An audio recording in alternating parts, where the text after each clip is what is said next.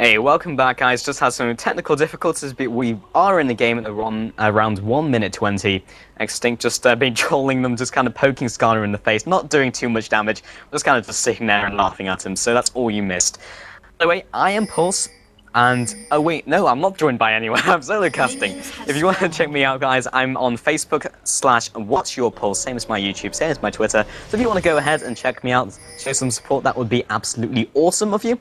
If not, that's fine too, whatever floats your boat. But we will be jumping into this game. We will have Eloblade down in the bottom blue corner, and we will, in the purple team, have Curse.EU. So last time we saw Eloblade go over like a kind of confident win. It was like 22 to 3 kills. They were just pushing in the towers all over the place. So we're looking really for Curse to pull something really awesome out of the bag. And once again, we've been talking about Teemo not being like a super strong pick. Well, he's strong, but he's kind of too gimmicky. That's what my opinion of him right now. So we'll see how he does against Ari. We saw a good matchup before. And Kerp and Alexic kind of just bumping heads at him. Ignite goes down. I kind of doubt Alexic can actually pick up this kill. Alexic, I believe, is more of a mid player than a top player, and I've not seen his Jace at all. So this will be really interesting to see. Extinct, I don't think plays top, so I assume that's how it's gone. Of course, anyone who's just joined us, Alexic is subbing for Angus, who couldn't make it to this second round. So if that was confusing anyone, I hope that cleared it up. So at bottom lane, we will have this Ezreal and then the Lulu matchup as well with Sona and Graves. Meanwhile, mid, Extinct doing a lot of damage. Double Ignite comes down as well, taking a lot of damage for Eloblade. Not going to follow this one up. It's going to go ahead and farm, bringing both mid players very low. Skarner also looking to potentially mop up a kill here, along with Meluno at top with Malphite looking to deal some hurt onto Yorick. Let's take a look at these two junglers. Which one will move out first? Meluno coming in onto Curb. Cheese Wheel goes down, changing trajectory with that flash. Axis coming in from the side. Good Thundering Blow as well, following up with the Acceleration Gate. Will be blocked by the minion though.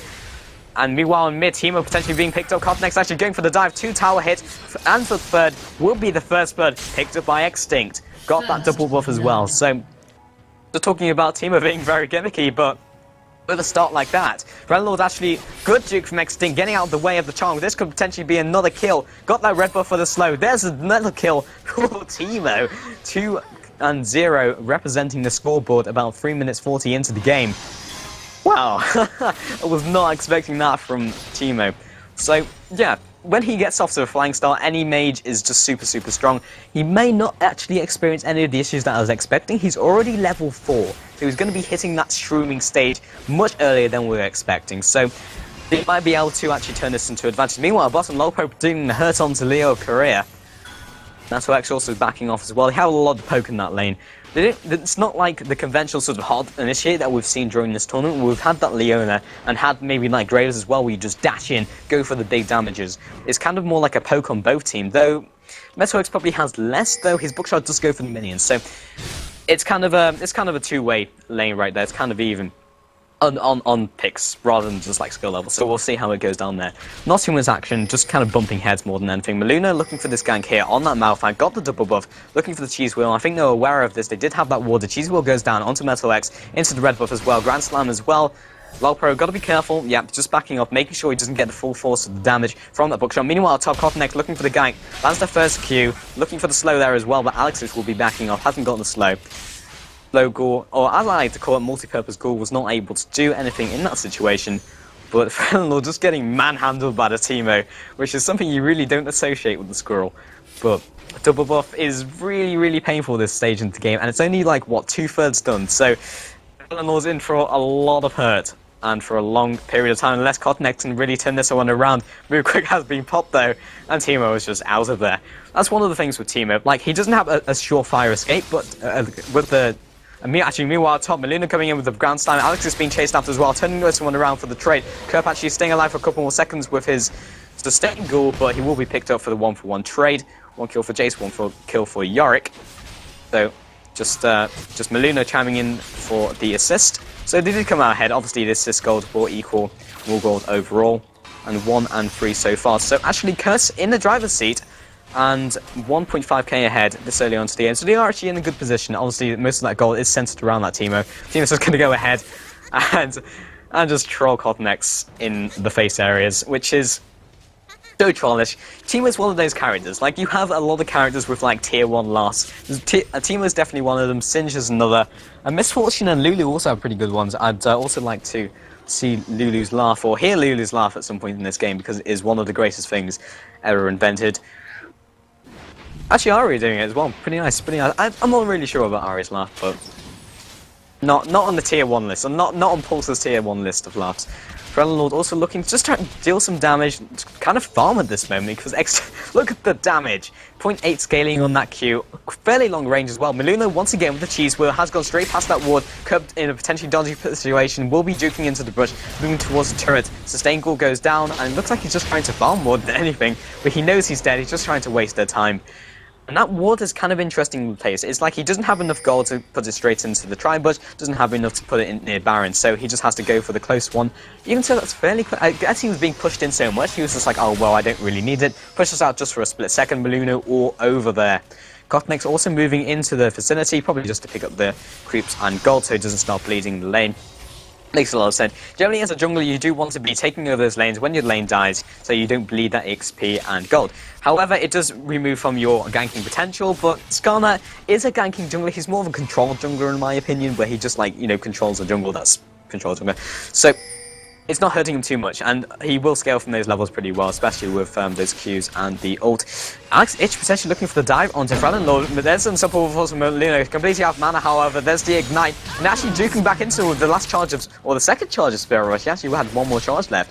Alex Ich comfortably picking that one up. 2 kills, or 1 kill with 2 assists chiming in there. Long Pro coming in from the side, Ignite would pick up Leo, actually from Super Rays.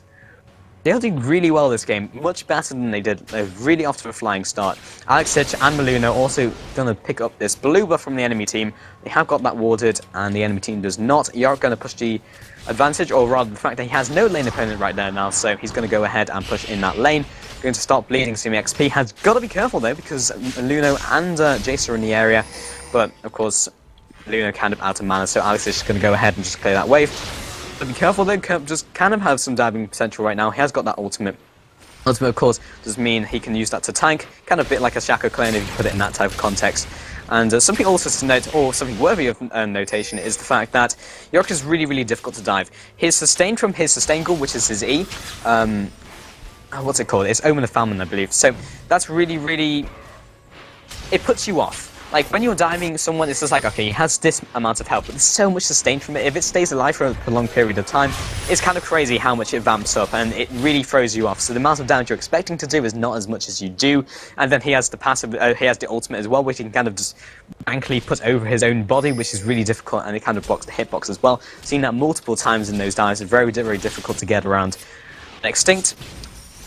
Kind of being bullied by Lord. He's still one level ahead, but he's still putting down those shrooms, and now he's at that irritating stage where it's harder for Skarner to gank. Teemo will probably be putting them around River at the moment. You kind of have to treat those shrooms as wards. So at the moment, the game's fairly even. Okay, they're ahead, but they're not ahead where they want to be going for this invade. Skarner actually looking for this gank onto Extinct, maybe looking for the flash. Oh, double flash! Actually getting out there before the Impale goes down. Very nicely timed by Teemo from the hands of Extinct.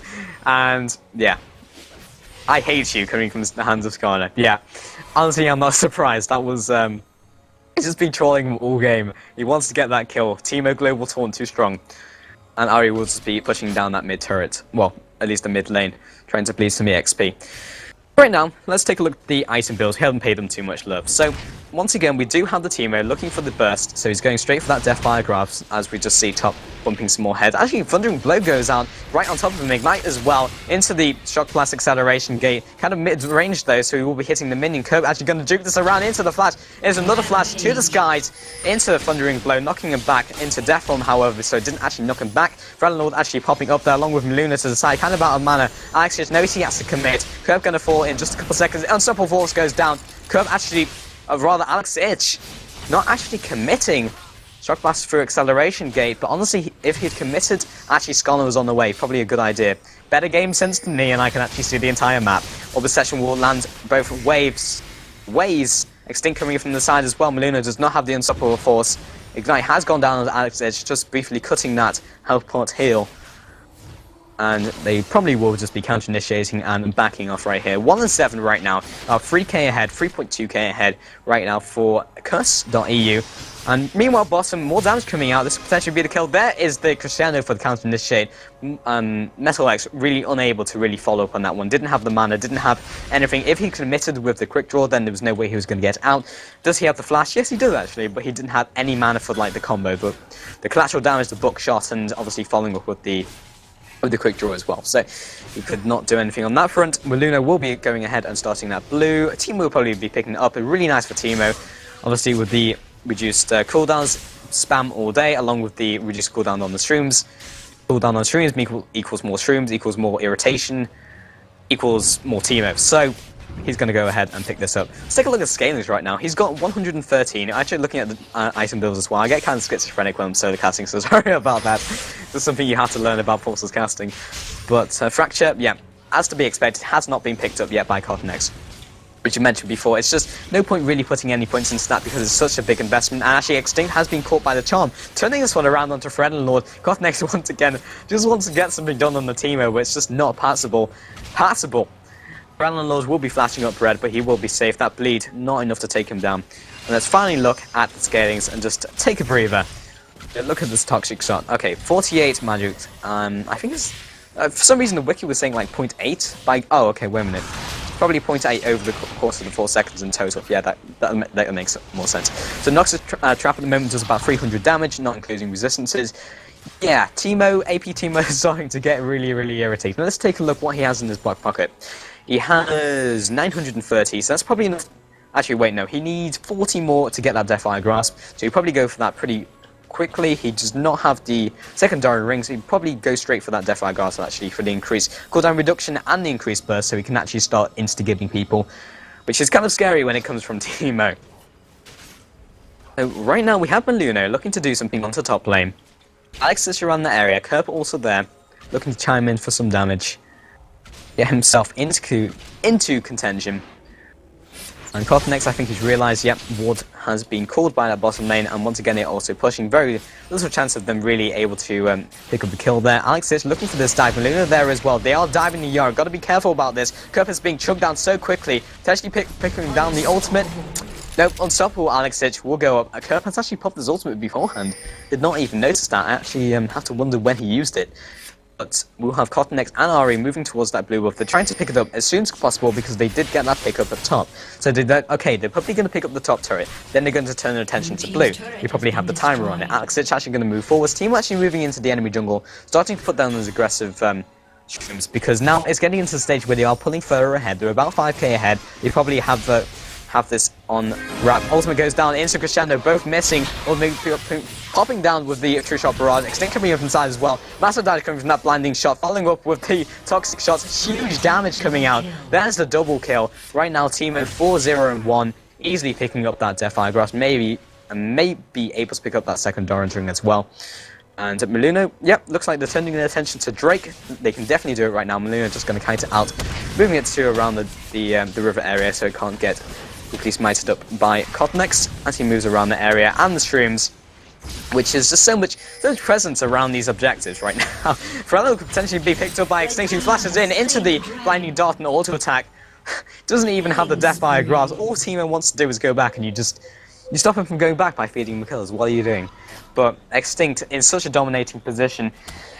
I've said so many times that Teemo is a very gimmicky pick, but when he pulls ahead, he gets scary. And I think that's true of a lot of mages. They really dominate the mid game, and they are really forcing this into the mid game where they are strong. They have the king in this shade. Like Jace is super strong as well. Kerp actually pops his ultimate, so that's when he pops his ultimate. Okay, so Alex has basically baited out Kerp's ultimate, and now he's probably just going to trade with him again. Thundering Blow goes down, juking into the bush.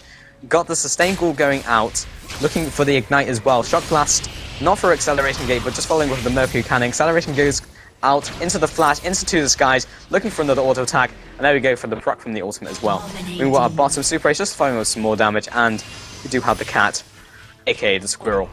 Gonna go ahead and take a quick drink because solo casting burns you out, man.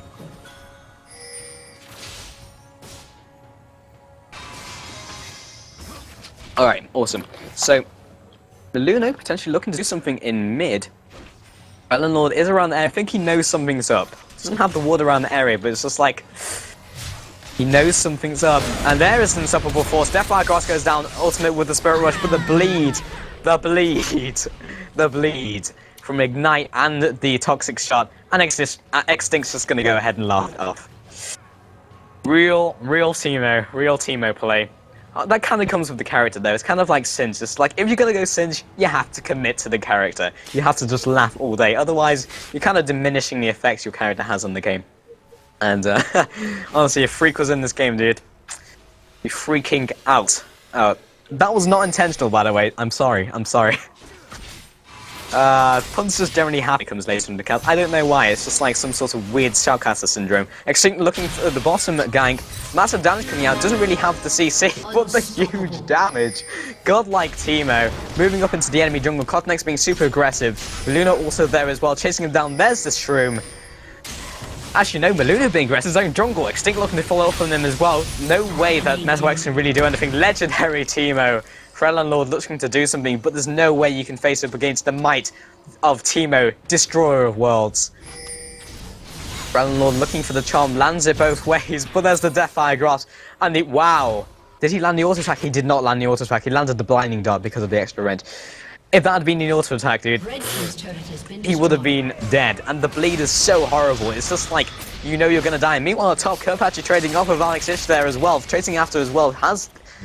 How many times can I say as well in one sentence? Following with the Shock Blast through Acceleration Gate, looking for to do the skies. There it is, into the godlike for Alex Ich. And I was saying before, I'd not really seen Alex Ich really out that top lane. All I've seen is Jace, but apparently he's doing pretty good. Kind of interesting, because Yorick is kind of that champion you associate with not being pushed out by anyone. He's not bullied by anyone. He is the lane bully. But honestly, I think Jace does pretty well, because it's like he puts down the sustain goal, he knocks Yorick away. Kites to sustain. Also, they had that hotfix recently, so that the goals are more easily kited. If they want to commit, they have to actually put down the multi-purpose goal, which is aka the W, which I like to call because I'm weird. So, I'm not sure if I like that change. I honestly felt that Yorick was balanced how he was, because you were committing to a strong early game. They kind of got what they were doing with Urgot, where it was just like, well, he's really irritating to lane against, and it's just like, it's kind of the same thing with Eve when she had the stun, but hold that thought for 1 second, because Extinct and Maluna go to find Cotnex in the jungle, puffing down the Impale, but it's more of like delaying the inevitable, because in fact, Metarex coming from the side, there's a shutdown, not delaying the inevitable, actually juking the Shoutcaster. Frelon coming in from the side, juking the Orbit Deception, will actually land it on the reverse room. Metarex coming in from the side, Curve coming in from the north as well, along with Frelon. Maluno in this awkward situation where he has everyone around him, what's he going to do? Is he going to execute? He's just wandering back and forth. What does he want to do? What? And he's probably going to be picked up.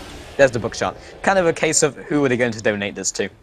But right now it's 3 and 17. Kind of in the reverse situation there. It was like a carbon copy of the last game, but the other way around, which is super interesting to me.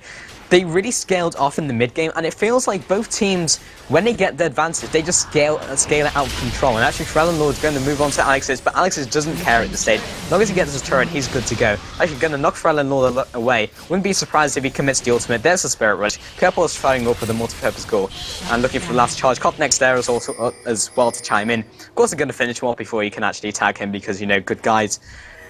Good guy, Eloblade's ultimate has been popped by Ezreal. I didn't even catch that because... was not even trying to get, I think they're going for red buff, but didn't actually pick that up because it wasn't even being, hadn't even spawned, or no one was taking either, so... What? How did that happen? Why were you there, Graves? Honestly, I looked at bottom and I was like, someone's flashing up red, that's weird, and actually Teemo actually jumping straight onto Eleanor. Doesn't even matter, he's gonna die, but... that damage is something you associate with, like, Ahri in a reverse situation, but that was some serious pain being outputted by Teemo. He will be dying, but it's just basically a show of strength. He has got the Death Cap, and the Deathfire, and the Sork Boots at 20... I have been talking about this, but meanwhile they have slowly been chunking each other down. Tanks versus tanks can take a long time to actually come to any sort of conclusion, so you can't generally just go ahead and talk over it, because not too much going to go and happen from there, though Leo actually doing a decent amount of damage to Melina in return. Lawpro also returning into mid as well. GU has been called about 2 minutes ago, but I'm not convinced they'll straight up surrender. I still feel they have a chance. It's about 10k ahead. It's just not, it's not off the cards for them to win, basically, is what I'm trying to say. So Cottoneg's also around that area. Got the ward there as well. Graves is definitely on their team. They're not going to gank his own teammate. And we are once again at a lull in the action. So let's go ahead, take a look at some of the item builds. Also mention Teemo's build. Go ahead and take a look at Lolpro's build. Okay, fairly standard. Okay, looking at the Giant spell, also got the Ruby Crystal. That to me looks like a Frozen Mallet, which is interesting. Maybe looking for that sustain as well. Cup, maybe engaging upon him, but no, Teemo's just going to go from the side and wreck him apart. Cup the ultimate down on himself, and all he can do at the stage is just kind of zombie into them. As his fruitless death form attempts to do what it can. Graves will be picking up that bottom turret, but honestly, a pick for a turret is probably worth it, considering how far Yorick is behind at this stage, and Ferelden just being chunked down by Lolpro, and that arcane shift into the two-shot barrage. Very, very classy. Predicted the crescendo. Actually, Unstoppable Force coming in into the Wombo combo. That is the Wild Growth. Cottoneg's in from the side as well. Teemo looking to deal some more hurt. Destroyer walls. Shutdown goes onto Ezreal, chasing him over the wall. But now Extinct will be mopping up the kills. Maybe picked up here. Here's the help picks, keeping him alive just for a split second. And that was enough to mop up those rest of those kills. 4 for 1 trade. Looking to move this into mid, and there's the surrender vote. Well played, and now we'll actually be moving on to the third game of this series, into the finals. 1 for 1 so far, 1 for Eloblade, and 1 for Curse.EU. Maybe, well, that Alex Fitch sub really did do wonders for them. Damn. This is kind of the stage in the cast where it's just like, I asked my co-casters, like, well, what do you think of that game? But there's very little I can do because I don't have a co-caster. So, thank you for watching, guys, and we'll be jumping to a quick commercial break, and when we get back, we'll be jumping into the finals of Best of 3. Stay tuned.